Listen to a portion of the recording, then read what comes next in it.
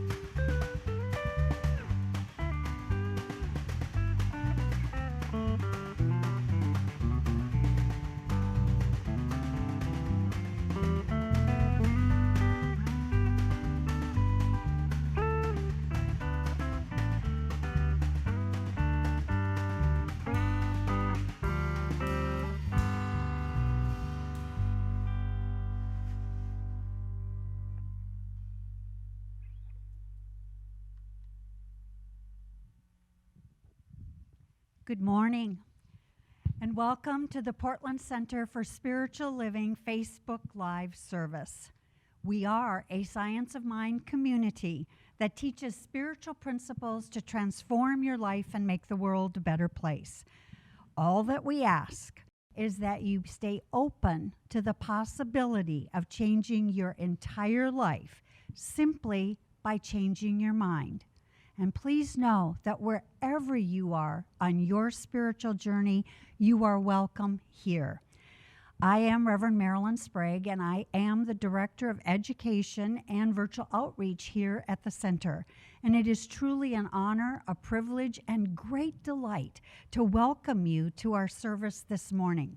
If you're new to the center, I invite you to find out more about us on our website, www.cslportland.org.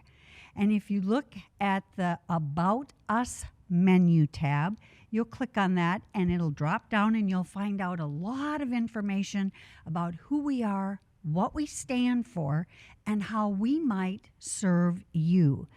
The website also gives details about the various activities at the center, and you can sign up to receive a weekly email listing all of the events and services here at the center.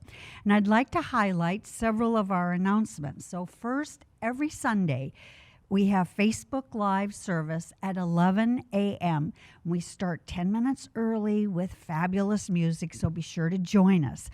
Our services are also available on YouTube and as podcasts posted on our website. This Wednesday night, we do have every week a Wednesday night meditation. It's at 7 p.m. Pacific Daylight Time, and it's presented via Zoom teleconferencing. And this week, licensed practitioner Nancy Ashley is leading a meditation with the theme of seeking unity with all life. So you're highly invited for that midweek meditation service. And on Fridays, we have Friday lunch with Reverend Larry. Lunch is optional, and it's brown bag, bring your own, via Zoom. It's at 11:30 a.m. Pacific Daylight Time. And again, everything is via Zoom. And we have upcoming spring term distance learning offerings. And Reverend Larry's going to come and share a couple of offerings that are still available for registration. Well, we do have a lovely lineup of spring classes and workshops, and I just want to cover a couple of them that are still available for registration. The first one is a workshop, a two-part workshop on spiritual mind treatment. Now, I know a lot of you love the opening prayers that we do every Sunday. How would you like to learn how to pray like that? They're very effective, they're very affirmative, and there's an actual path of learning how to do spiritual mind treatment or affirmative prayer like that. The workshop is being taught by Reverend Marilyn. It's 2 sessions starting on May 8th, and the second session is on May 22nd. You'll learn all about how to create these not only beautiful but effective prayers. Also then, starting later in May, it's a 7-week series. It's one of the accredited classes with Science of Mind called Revealing Wholeness. It's 7 weeks on Thursdays starting May 20th and ending up on July 1st. It's 8 o'clock, 6 to 8 o'clock in the evening. The Creating Wholeness, the idea is exploring the mind-body connection. Of course, we know that our thinking, our minds have a lot to do with what we see in the world. This class really focuses in on the effect that it also has on our own bodies and what we can do to enhance our health through improving our thinking, our thoughts, and our ideas. It's facilitated by Kate Barrett and Kathy Batten, 2 of our licensed practitioners. So what I also know is that you could even take both of these classes. We've scheduled all of our spring classes so that if someone wants to, there's no overlap. You really can take all of them or just one of them. So I'm hoping to see you in one of our classes this spring. Thank you. Thank you, Reverend Larry. And again, just go to the website, click on classes, and it's available for you to register now. There aren't people standing by to take reservations, but you can sign up now. Also, we have several ongoing programs. We have an online 12-step program for women. It meets each Saturday morning via Zoom, and it is facilitated by licensed practitioner Nancy Ashley. We also have a social justice book club that meets the first Saturday of every month from 12:30 p.m. to 2 p.m. Pacific Daylight Time, and again, that's conducted via Zoom teleconferencing. It is facilitated by licensed practitioner Nancy Ashley. And the featured book for the month is always on the website. So again, go to our website. Now, I have a couple of mark your calendar announcements. So Sunday, April 25th at 12:30 p.m., so right after our Facebook Live service, is our annual business meeting, and everyone is welcome to join us for the annual business meeting. Members will vote on a slate of board of director candidates and will also receive a full financial report and a program update. And so we'll be conducting the meeting via Zoom teleconferencing. And another day to mark your calendar is the first Sunday in May, Sunday, May 2nd. It's International Day of Laughter, and we are celebrating it. We're having a Go for Joy Laughter Fest that starts at 12:30 to 1:30 to celebrate this International Day of Laughter. And why laughter now? With all the loss, with all the isolation, with all the just the disruption and uncertainty of our life that many of us have experienced over the past year, this is a time for us to embrace our natural stress reliever. And so it's delivered via Zoom. It's free, and you can sign up. You do have to sign up for it before you receive the link. So be sure to go to our website and sign up for International Day of Laughter. It's called Go for Joy, Sunday, May 2nd. And we're going to carry that theme forward into a 6-week Mirific Mondays starting on May 10th and going through June 14th at 4:30 p.m. And we're going to have Go for Joy Mirific Mondays happy hours. And so again, why laughter? It's a way to begin to embrace how to prevent hardening of the attitudes, how to create a positive state of mind, how to come together in meaningful conversation with others in small groups, how to benefit from laughter, your natural stress reliever, and have some fun. So please go online, register, and plan to attend our Go for Joy Mirific Mondays starting May 10th. And are you on our mailing list? Details for signing up are right on our homepage, cslportland.org. And when you enter your name and your email on the bottom of the right-hand sidebar. And that way you stay current on everything that is happening here at the center. And our floral arrangement is courtesy of Kat Jacobs. Thank you very much, Kat, for always beautifying our platform. Our special music today is by our own music director, LaRhonda Steele, accompanied by the Friends Band. We are so blessed. And our message today is on the path to newness. Are we ready to embrace that this spring? On the Path to Newness by Reverend Larry. So I invite you, sit back, relax, because I know that somewhere between the music, the meditation, and the message is exactly what your heart came to receive.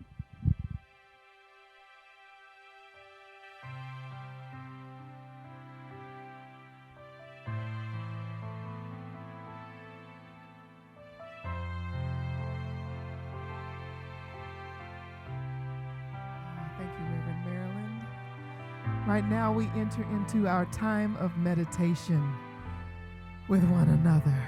So let's breathe in.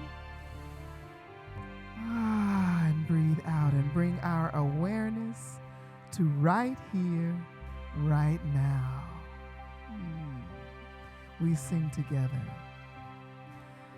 God is, I am, right here, right now, right here, right now. God is, I am. God is, I am. Right here, right now, right here, right now. God is, I am. God is, and I am right here, right now, right here, right now. God is, I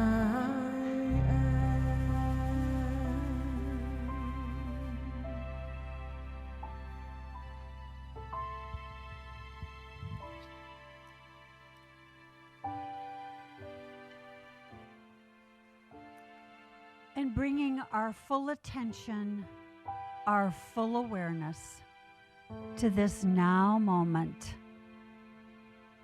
Yes, truly, God is.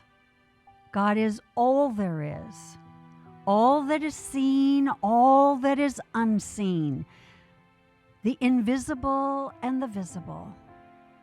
It is the one mind of infinite intelligence, of infinite potential, infinite substance. Its essence is love, and it is that eternal givingness of itself to itself in the form of its creation. And I know I am of it. Its substance is the substance of all that is seen and unseen in my life. Its substance is the substance of my physical body. Its substance is the circumstances, the situations that are available in my life. Its infinite potential is that limitless possibility that is available to me in my life. And as I know this to be the truth of my life, I know it to be the truth of each person hearing this prayer today. Infinite, limitless substance is the truth of spirit, and it flows as possibility, as potential into each person's life according to that which is believed and accepted.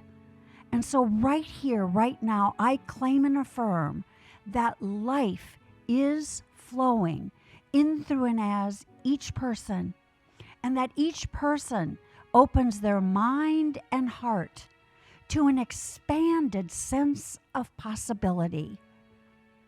There is an embrace of standing on the threshold of newness, of infinite possibility right here in this now moment. There's a willingness to let go of the past, any form of limitation, letting it go, for it is not the truth of our being. The truth is infinite, limitless possibility right here, right now. And so I am claiming and affirming that each person opens their mind and heart to be a gracious recipient of that limitless flow of potential, substance, possibility. And it is good. It is very good. And I place my word into the activity of the law, knowing that the law always says yes, my beloved, always says yes, and is already responding in a personal way to each and every person. It is good. It is very good. And together we say, and so it is. And as we take a few moments and go within to that altar of the Most High, I invite you to ask, what is it that is that limitless possibility that is wanting to emerge through me right here, right now?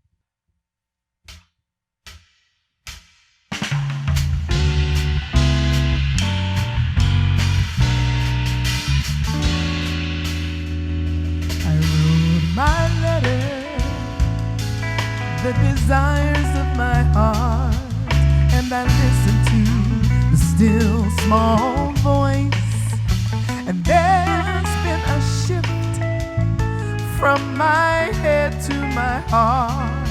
Oh, a new dawn, a new day to start. I've got a new name, I've got a new name. What's mine to do?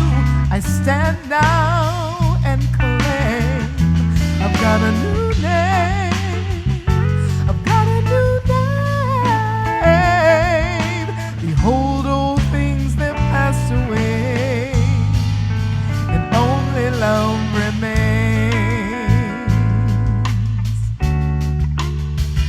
Sweet Spirit, please be revealed in and through as me. Let my new name in my heart be sealed. Oh, my highest good, I let it be. Yeah, I've got a new name, I've got a new name. What's mine to do? I stand now and claim. I've got a new name, I've got a new name. Behold, old things that passed away, and only love remains.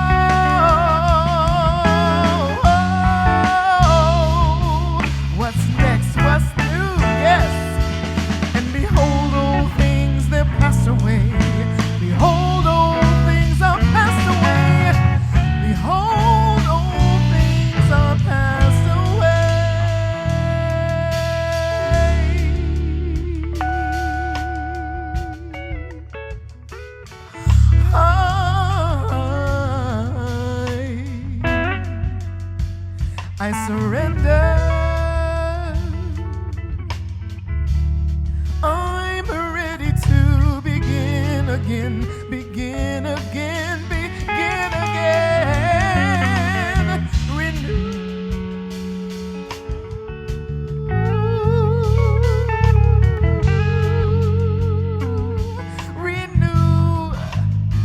Renew my mind, renew my heart, renew my laughter, renew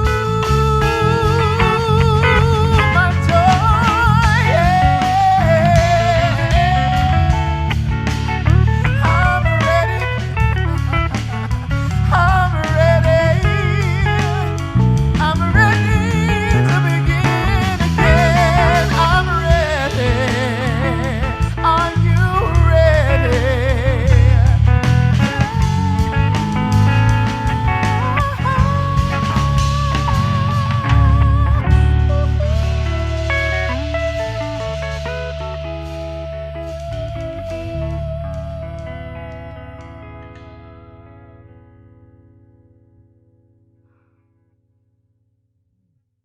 Blessings.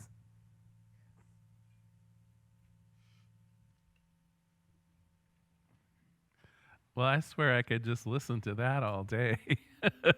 Happy Sunday, everyone, and thank you, LaRhonda. Thank you, band. What beauty. So I want to start off by telling a story on myself. Well, first of all, let me just say, normally and in most ways, Daniel and I, our house is lovely and certainly clean and tidy. But we do have one room in the house. We euphemistically call it the craft room. And not too long ago, Daniel and I were working on Easter hats. And at one point, now why zip ties would be important in the making of an Easter hat? Well, you had to have seen the hats, I guess. I hope you did. But anyway, I was sent on a mission down to the craft room to try to find some little zip ties that he just knew were down in there. And I have to say, I opened the door, and it was like, oh my gosh, where to start, right? There was still a pile of stuff left over from doing Christmas wrapping. There was a bunch of Daniel's sewing projects kind of half done. There was a wall of shelving with all kinds of stuff on it and a table laid out with several projects in progress. And I had kind of no idea. And the reason I bring this up is when we embark upon a series of newness, when we want to start a new project in our life, right? What if I had wanted to start a new craft project in that room? Where would it have fit? And so my fear is that even as spring is here, even as we're ready to start something new, even as there's that urge to be new and to try new things, is there actually room for newness in our lives? Do we have the space? Do we have the orderliness to kind of take charge and move forward? And in fact, we're using a new book this month. It's called Dream Big by Bob Goff. And one of the things he says that I absolutely believe it's true, and that's that we already have everything that we need to be successful and happy in life. Now, he recognizes that happiness is one of those inside-out kind of things. And so when he says that we have everything that we need, of course, it's our thoughts, it's our experience, it's knowing what makes us happy and so forth. And so although we have everything that we need to pursue happiness and joy and newness, I wonder if it's a little bit like the craft room that I have at home. Is it so filled up with the things that maybe aren't as important, or the things that were unfinished, or the things from the past, that literally, how do I begin something new? Well, I think we're going to enjoy this book. Let me read the promise of the book from the dust jacket here. It says, Bob Goff is on a mission to help people recapture the version of their lives that they dreamed about before fear started calling the shots.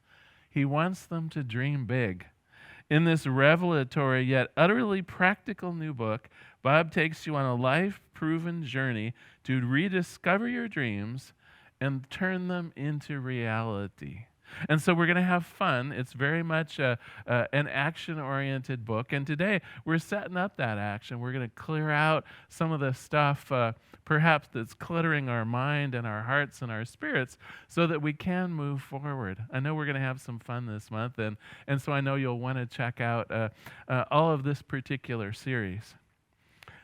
I think another place, though, to start is the idea of the pencil. So I don't know if you know, I looked it up. The pencil was invented in 1795, and it was actually invented by one of Napoleon Bonaparte's campaign leaders as a way to both puzzle out and record some of the things that were going on the battlefield. They could actually create charts and so forth of what was going on. Really led to some early successes of Napoleon's on the battlefield. So the pencil, 1795. Guess when the eraser was created? right? The other end of the pencil. We had to wait over 225 years before someone figured out we needed an undo button. We needed to be able to start fresh. We needed to be able to perhaps erase what has gone before, or at least make emendations to it, corrections to it, so that we could move forward. And that's where we are this week. That's where we are today. I'd like to give you some tools that you can use in your own life to, I don't know, you might think of it as organizing the clutter. You might think of it as editing the clutter. You might think of it as a way of seeing what's important to you. Because what I do know is the rest of this month we're going to be talking about newness. And is it newness for you, or is it newness that you just think you want? See, I think there's a kind of an inertia to our lives that maybe has us on a path that isn't even our path anymore. And Bob Goff in the book talks about asking 3 questions before we move forward in newness. And I'd like to share those 3 questions for you today.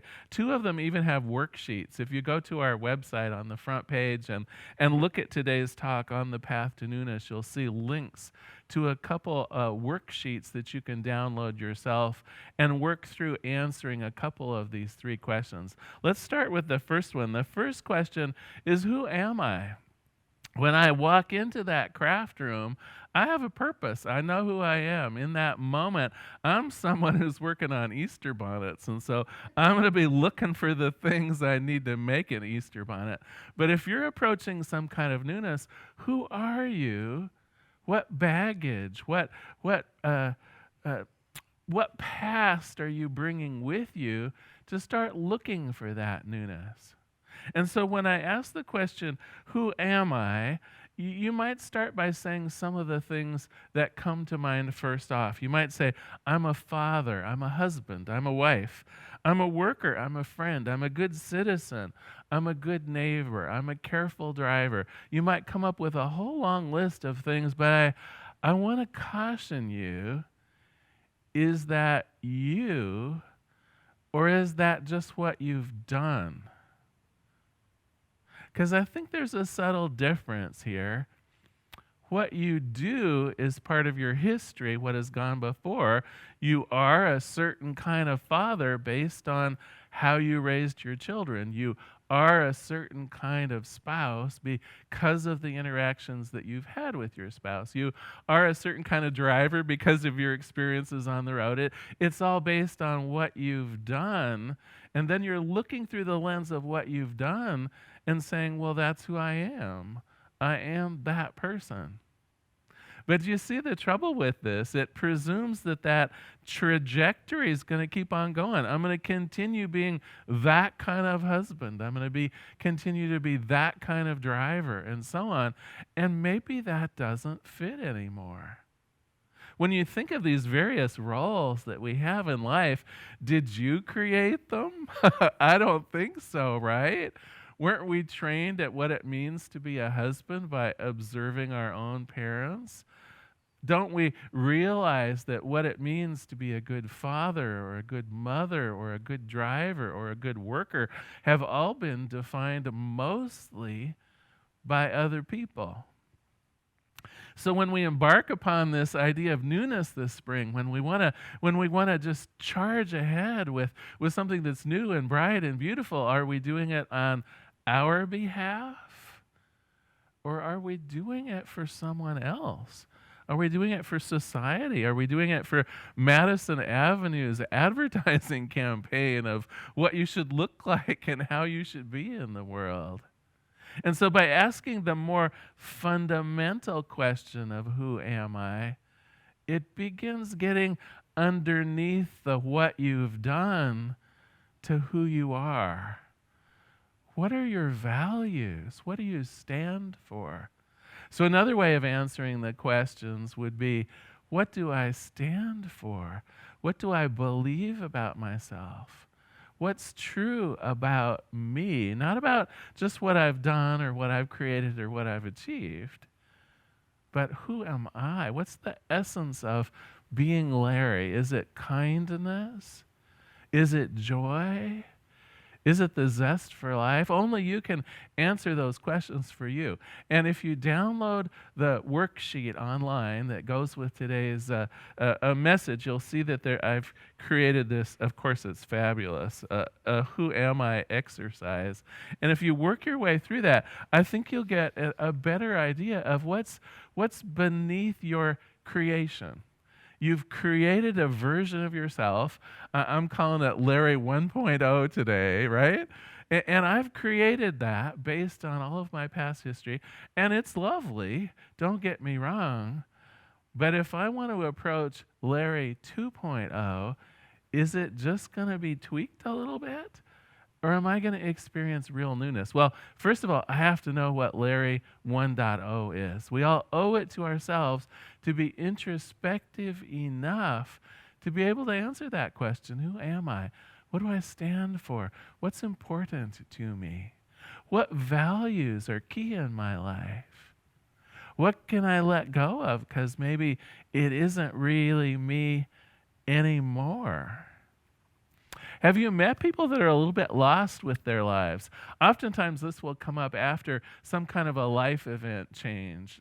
For instance, when maybe adult children or teenagers move away from home, suddenly the mom and the dad, those roles aren't very necessary anymore, right? Or at least much less necessary.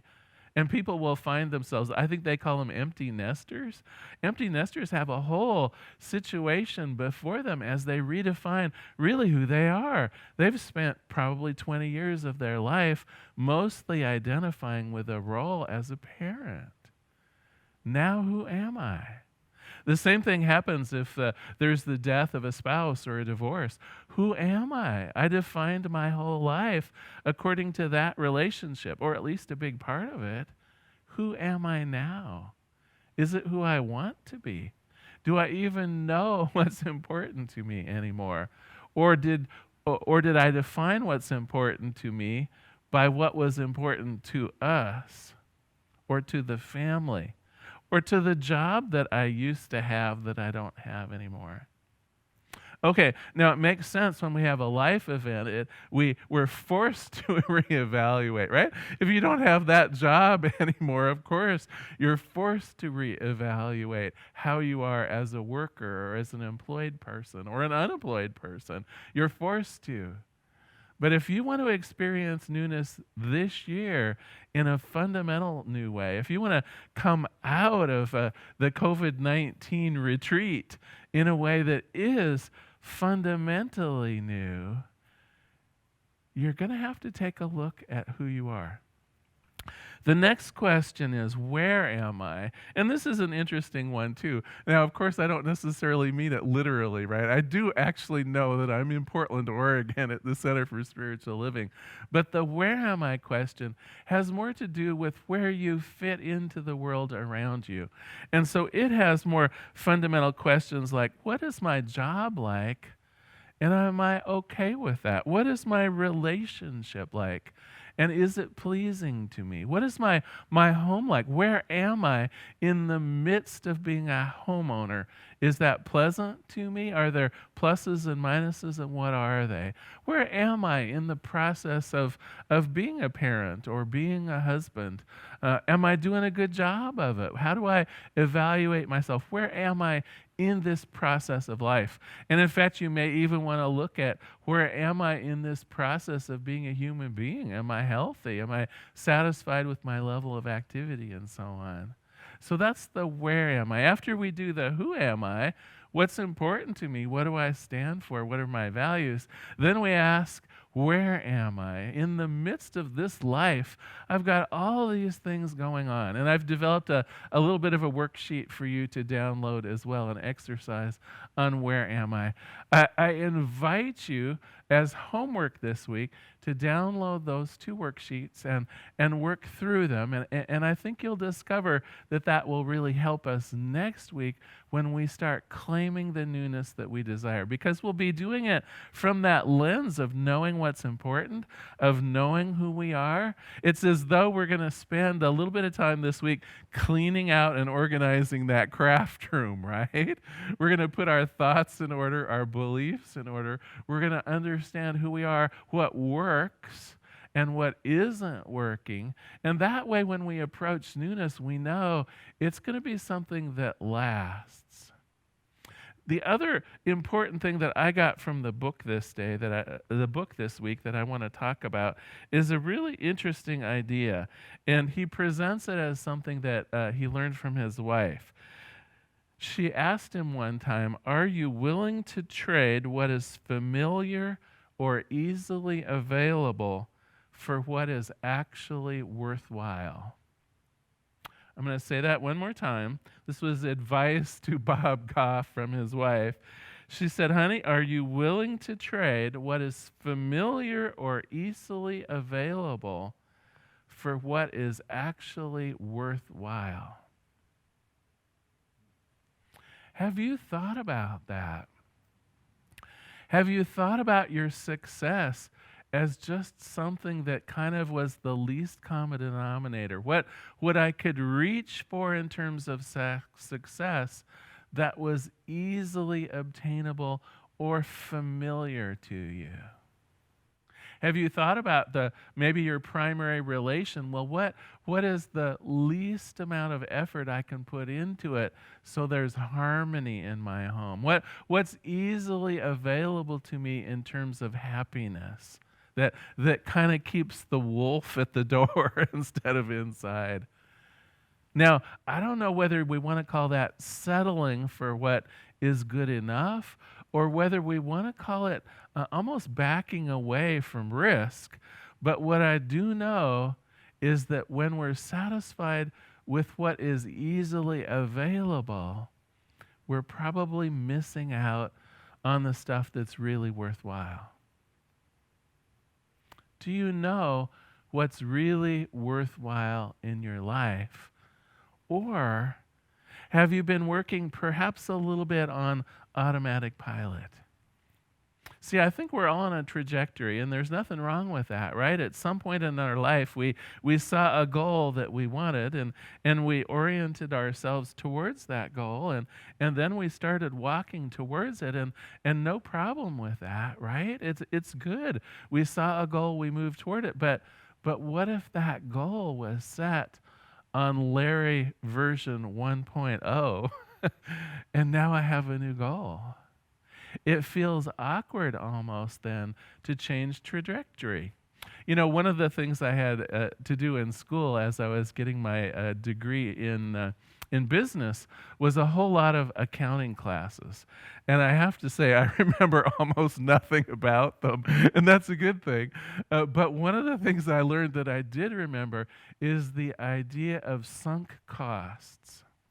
There's this idea that, oh my gosh, I've already spent $500,000 on this home or this project or whatever it is.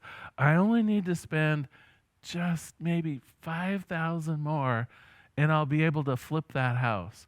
I just need to be able to spend just $10,000 more and we're going to turn this problem around. I just need to be able to invest, just another 50 hours of my time, and I know that whatever it is going to be successful. And you do that, and well, it's not quite successful yet. But if I just put another $5,000 into it, my gosh, I've already spent so much money on this. I've already spent so much time on this. If I tried just a little, well, everything you have spent, money, time, resources so far, are what in accounting terms we call spent costs. They are not a good predictor of where you should be spending your time and your effort. The accountants always warn us, and we learned how to do this in school. We would go up to people and say, you need to reevaluate the project, the desire, the dream, the success based on ground zero of where you are right now. Do not think that because you have invested a lot of your time and money and effort into something in the past, that it is a good idea to continue it. Those costs, whether they be your time, your emotion, your belief system, whatever it is, every resource you have devoted to doing something in the past, today is the fresh start. Today we look at it from ground zero and we say to ourselves, if spending 50 hours on this and I'm not sure of the result, is it worth doing? I don't look at the 10,000 hours I've already put into it, right? That's in the past. I have to look it right in the eye and say, is this marriage, is this job, is this course of action, is this relationship, is this car worth putting more into it? And when we know what we're made of, when we know what we stand for, when we know who we are, when we know where we are, then we can make those good decisions. So again, I want to back you up to the thought of your homework for this week. And you know me, usually I'm pretty okay with homework being optional. I will say if you want to get the rest and the best of this month of Bob Goff's book and what we're going to be presenting for the rest of the month, I really would urge you to do the homework. Okay, on to question 3, though, and there isn't a homework sheet around it because question number 3 we're actually going to work through a little bit more next week. The third question is simply, what do I want? You want newness in your life, but given who you are and given where you are, then what is it that you want? This is back to the that question that his wife asked him. Are you willing to trade what is familiar or easily available for what is actually worthwhile? So what is actually worthwhile in your life? And we're going to be talking about that some more next week. We're going to be leaving the path of newness and starting to actually be new next week. So let me just go over a little bit about what we covered today. We've set ourselves up for this idea of dreaming big, and that's the title of the book by Bob Goff that we're using this month. Big dreams are important, but you need to know first who is having that dream and where they are on their current path, their current trajectory. Is that big dream you're going to have a dream of someone that doesn't even exist anymore? Is it a dream of someone on Madison Avenue that had an idea of who you should be? Is it a dream of what your wife or your husband thinks you should be? Is it a dream of what your employer thinks it should be? Or is it your dream? So we've covered the idea that we must trade the good that's easily available for something that's truly worthwhile. We've learned that the eraser is as important as the pencil, right?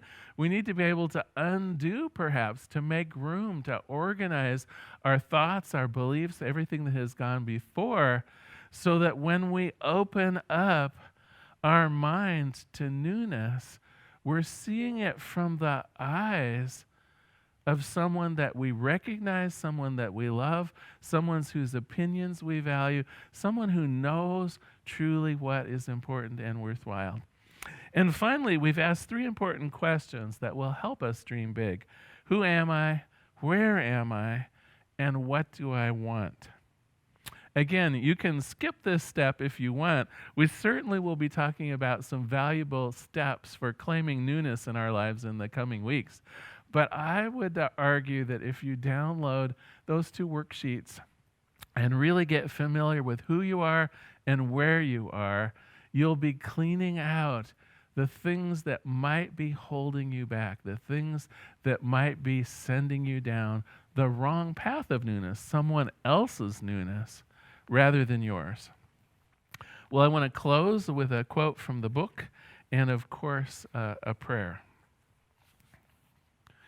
He says, I believe that this pursuit of newness is a combination of finding answers to the three big questions. Who are you? Where are you? And what do you want? These are some simple words, but they are actually some of the most beautiful, the most difficult, and most confusing questions that we can ever ask of ourselves.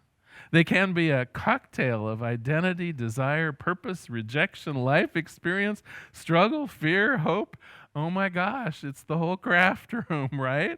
It can be everything rolled into one. If we're going to discover and realize our most beautiful and lasting ambitions, the ones that are really worth pursuing, we have to lean in to these three questions.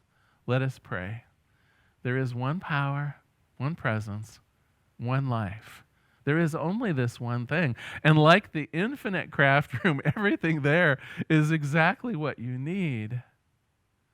Let us now ask for guidance in finding it. Let us find out who we are. And so for myself and for everyone within the hearing of my voice, this week I claim that ability to do a bit of introspection, to see what's important, to see who we are, to see where we are on this glorious path of life, to understand a little bit more about what I stand for, who I am, to be present to myself.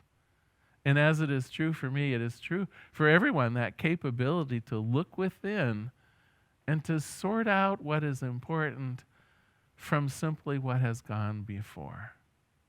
And so I give thanks for this. I release this prayer into the activity and action of the law, that helpful law that always says yes. I let it be, and together we say, and so it is.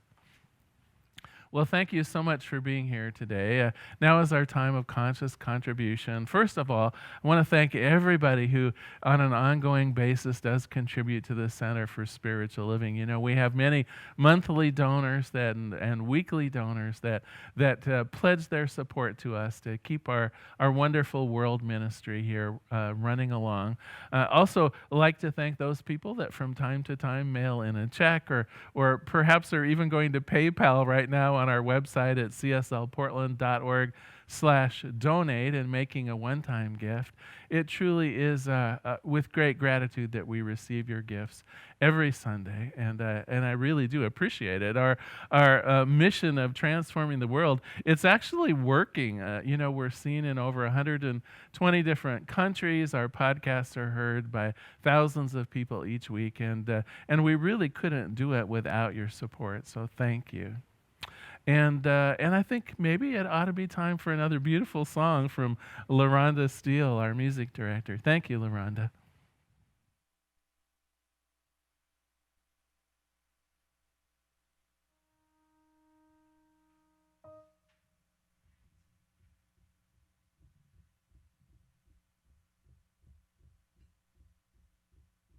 Thank you, Reverend Larry. I think I'm going to go online and do the worksheets. See what's next, see what's up. All right, so our next song is called A New Way of Thinking. All right.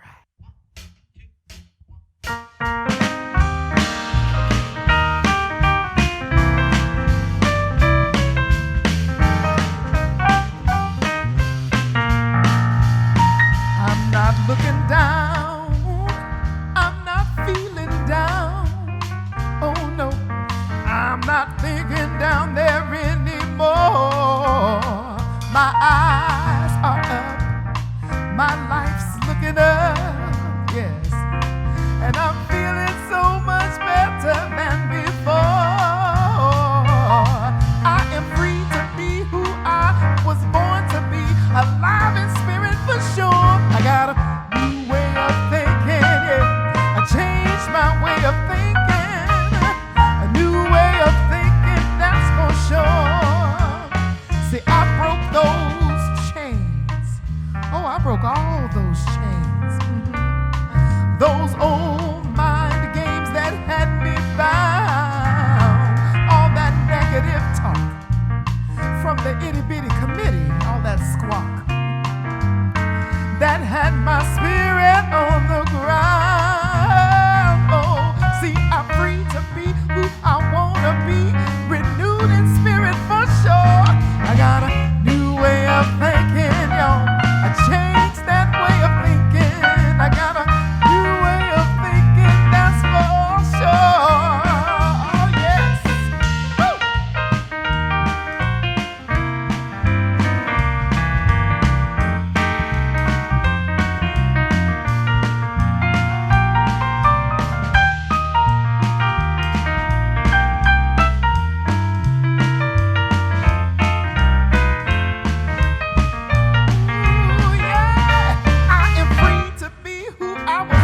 to be alive in spirit for sure. I got a new way of thinking, y'all. I changed my way of thinking. A new way of thinking, that's for sure.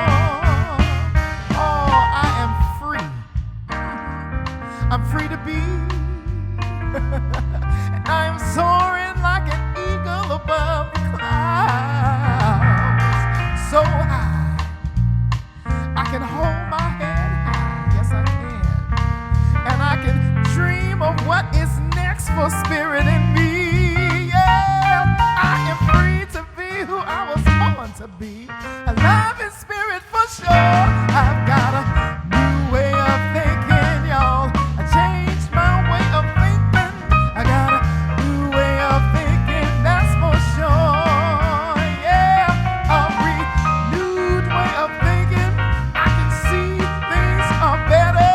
I can feel things are better, that's for sure. Yeah, oh, that's for sure. Yeah.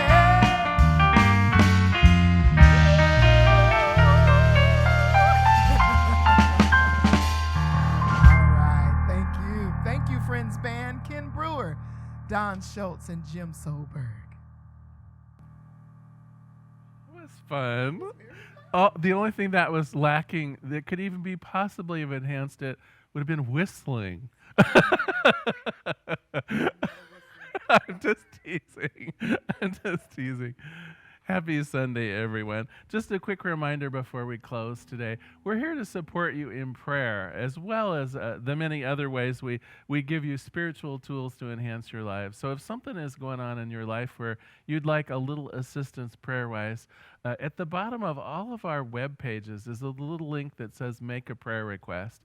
Just click on that, fill in the short form there. It's automatically emailed out to all 10 of our licensed practitioners and ministers. So please take advantage of that. Also, on our website, under People Resources, you'll see a list of practitioners, and you should feel free to email or phone one of them if you'd like a more in-depth practitioner session. But please do take advantage of this. Our prayer support is amazing.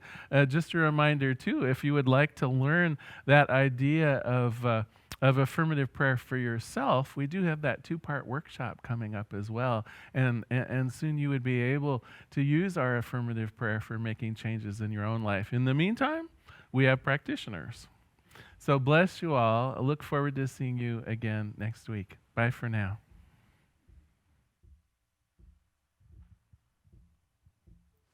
Our closing song is The Truth of Who I Am.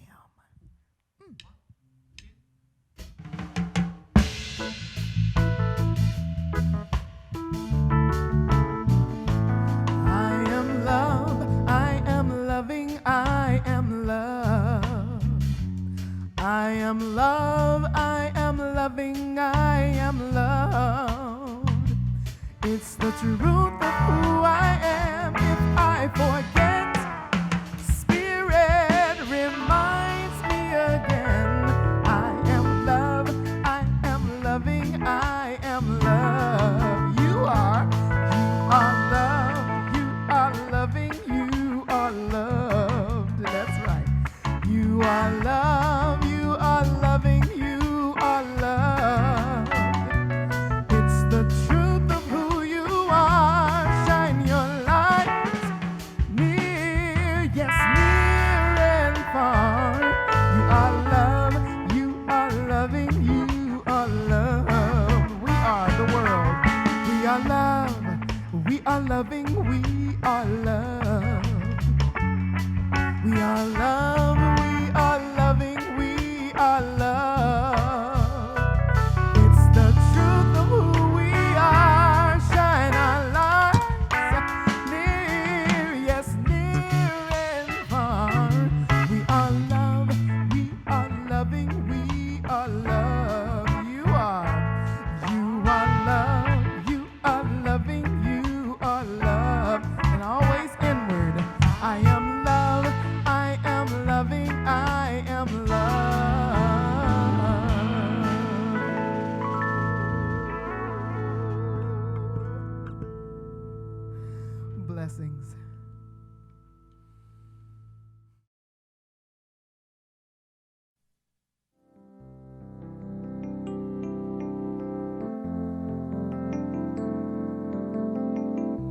If you happen to be in the Portland, Oregon area, we'd love to have you visit in person. The Portland Center for Spiritual Living is located at 6211 Northeast Martin Luther King Jr. Boulevard.